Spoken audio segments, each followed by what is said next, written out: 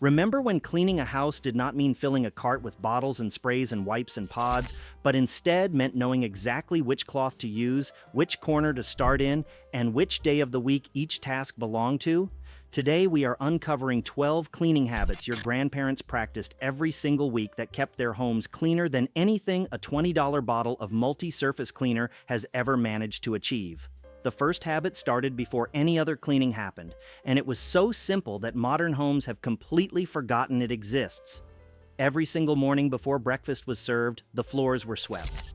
A straw broom kept beside the back door made a full circuit of the kitchen, the hallway, and the dining room, pushing crumbs, dust, and dirt into a small pile that went straight into the trash.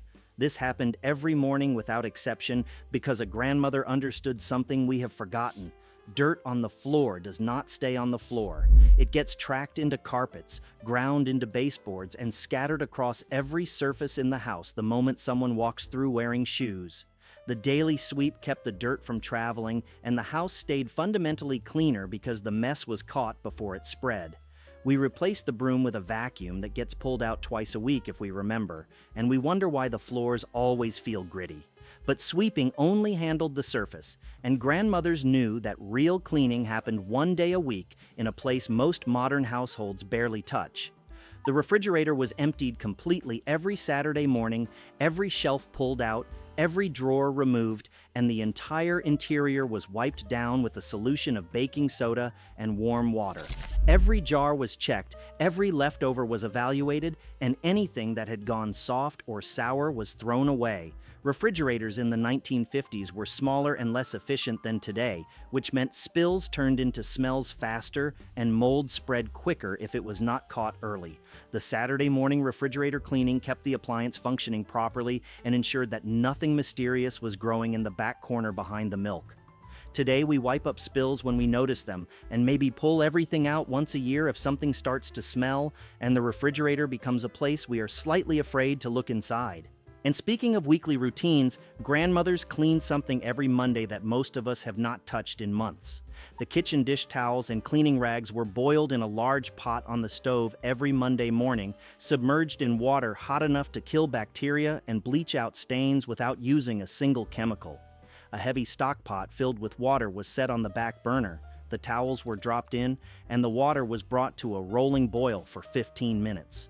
Boiling sanitized the fabric completely, removed grease that hand washing left behind, and eliminated the sour smell that dish towels develop when they are used repeatedly without proper cleaning.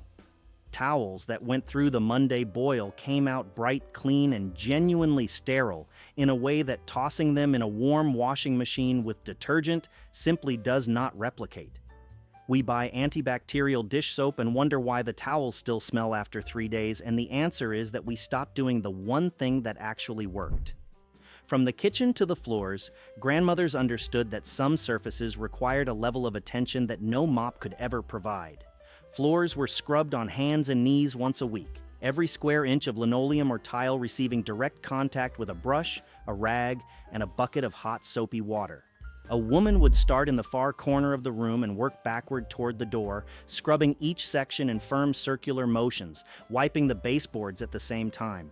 This was not efficient and it was not fast, but it was thorough in a way that modern mopping has never been. A mop pushes dirt from one spot to another. Hands and knees scrubbing lifts the dirt off the floor entirely. Kitchens and bathrooms scrubbed this way once a week stayed genuinely clean between scrubbings, and the floors had a brightness to them that no spray and wipe product has ever been able to match. Which of these cleaning habits do you remember watching your grandmother do? Tell us in the comments below. The floors were not the only thing grandmothers scrubbed by hand, and what they did to the windows once a month is something most of us have never even attempted. Windows were washed inside and out with nothing but white vinegar, warm water, and crumpled newspaper, and they came out clearer than anything Windex has ever produced. A bucket of warm water with a quarter cup of white vinegar was mixed in the kitchen. A clean rag was dipped and used to wipe down the glass on both sides. Then came the secret step. A sheet of newspaper was crumpled into a ball and used to polish the glass in firm circular strokes until every streak disappeared and the window was so clear it looked like it was not there.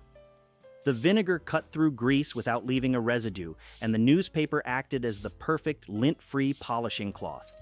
This was done once a month in most households, and the windows stayed so clean that birds occasionally flew into them thinking the way was clear. But windows were just one part of a much larger spring ritual that touched every surface in the house, including one that nobody cleans anymore. The walls were washed once a year during spring cleaning, every single wall in every single room wiped down with a damp cloth and a mild soap solution to remove the year's accumulation of cooking grease, cigarette smoke, and dust. Furniture was moved away from the walls. A stepladder was brought in for the upper sections.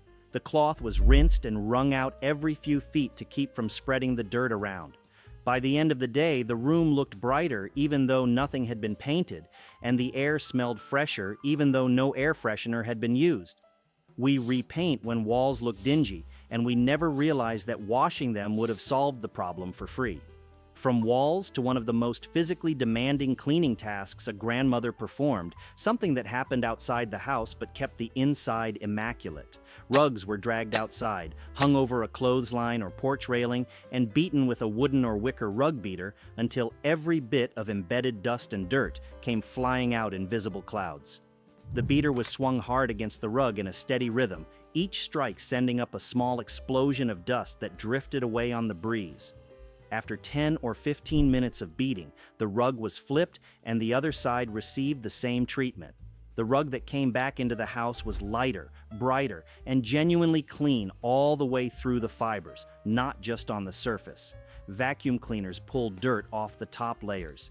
Beating a rug removes dirt from the foundation up, and rugs that were beaten regularly lasted decades longer than rugs that were only vacuumed. Do you still have any of your grandmother's cleaning tools in your house, or do you remember exactly how she used them? Drop your answer below. Rugs were not the only fabric that received serious seasonal attention, and what grandmothers did to the curtains twice a year is something most of us have never even considered. Curtains were taken down, washed by hand in the bathtub or a large basin, hung outside to dry and ironed before being rehung, and this happened every spring and every fall without fail. Curtains collected dust, cooking smoke, and allergens that settled into the fabric and could not be removed by dusting. Washing them completely reset the fabric, and ironing them restored the crisp appearance that made the windows look intentional rather than neglected. The house that welcomed clean curtains back onto the rods felt fresher, looked brighter, and smelled better, and all of it was accomplished with soap, water, and an iron. From fabric back to the surfaces that needed the most aggressive cleaning, grandmothers knew exactly how to make an oven spotless without a single commercial product. The oven was cleaned monthly with a paste made from baking soda and water, spread across every greasy surface, left to sit for 30 minutes, and scrubbed off with a stiff brush and hot water. Baking soda is mildly abrasive, which means it scrubs without scratching, and it neutralizes grease chemically rather than just pushing it around. After half an hour, the baking soda broke down the baked-on food and carbon deposits.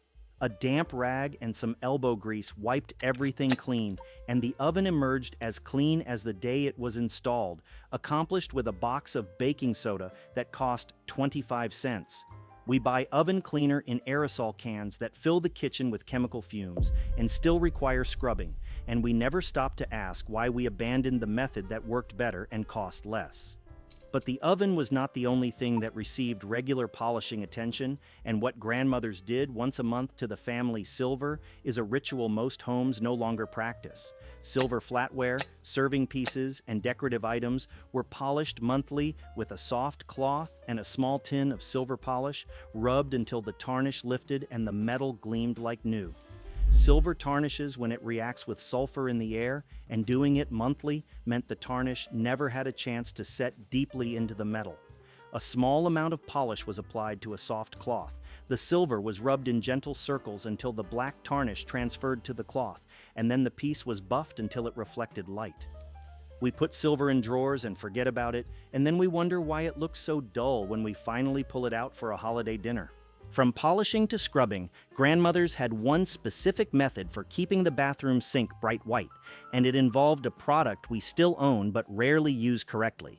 Porcelain sinks were scrubbed with bleach once a week, not sprayed with it, but actually scrubbed with a rag, dipped in a bleach and water solution that removed stains, killed bacteria, and restored the bright white finish that made the bathroom look clean.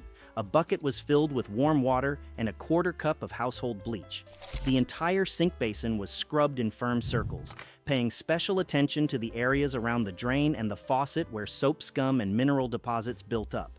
After scrubbing, the sink was rinsed thoroughly, and a dry towel was used to buff the surface until it shined. Sinks that were bleached weekly stayed genuinely white for decades, and the bathroom always smelled clean in a way that scented sprays have never been able to replicate. And finally, the cleaning habit that often went unnoticed but made the entire house look more finished than anything else. Baseboards were wiped down monthly with a damp cloth, every inch of trim around every room receiving attention that kept dust, scuff marks, and grime from building up where the walls met the floor. Baseboards collect everything. Dust settles there. Mop water splashes up and dries into streaks. Shoes bump against them, leaving black marks. Most of us never look at baseboards until we are selling a house, and by then a decade of neglect has turned them gray. Grandmothers wiped them down once a month, and it took maybe 10 minutes per room. Clean baseboards made the whole room look cared for, even if nothing else had changed, and homes that kept the baseboards clean never looked neglected, no matter how old the furniture was. These 12 cleaning habits were not complicated, and they were not expensive. They were just physical work performed on a schedule that did not allow for shortcuts or skipped weeks. The women who practiced them would have been baffled by the idea that cleaning required an entire aisle of specialized products. To them, cleaning required water, soap, vinegar, baking soda, bleach, and the willingness to scrub until the job was done. Our grandmothers did not have cleaning hacks. They had cleaning standards, and they met those standards every single week without fail. The house stayed clean because the work was never deferred, and the work was never deferred because everyone understood that a clean house was a basic requirement of a functional home. Maybe the real difference between then and now is not the products we use, but the expectations we hold. We expect convenience and results without effort, and when the bottle does not deliver what the label promises, we buy a different bottle. Grandmothers expected nothing from products and everything from themselves, and somehow their houses stayed cleaner than ours ever do. The good news is that every single one of these habits still works exactly the way it did 70 years ago. Vinegar still cleans windows. Baking soda still scrubs ovens. Boiling still sanitizes towels. Hands and knees still clean floors better than mops. The methods have not changed. We just stopped using them. Which of these would you bring back into your own cleaning routine? Tell us in the comments below, and subscribe to Vintage America Tales for more stories of the practical wisdom we left behind when we decided that easier was always better.